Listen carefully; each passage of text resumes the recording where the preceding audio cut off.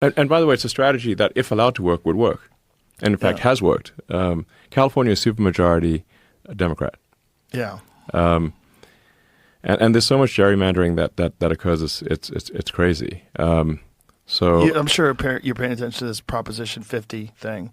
No, that's the thing in California where they're trying to redo districts. Oh yeah. Because I mean, California's already gerrymandered like crazy. Yeah. They want to gerrymander it even more. And I mean, because it keeps moving further and further right. Like if you look at the map of California, each voting cycle, more and more people are waking up and going, "What the fuck?" And we need to do something to fix this. The only option available, other than the policies that you guys have always done, is go right. And so a lot of people have been air quotes red pilled. Mm-hmm.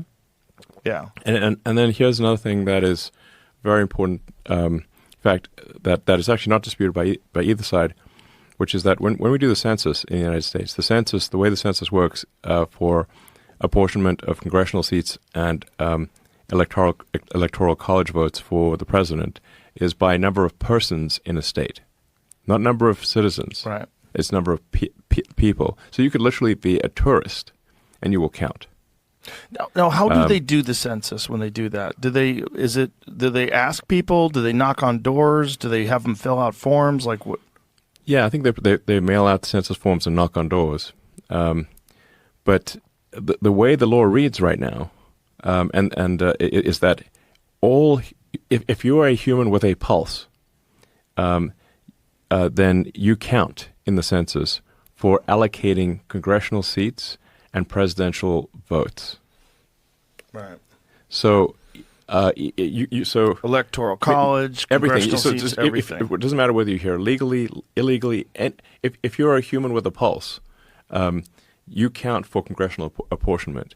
So that means that the more illegals that California and New York can import, by the time the census happens in 2030, the more congressional seats they will have, and the more presidential electoral college votes they will have.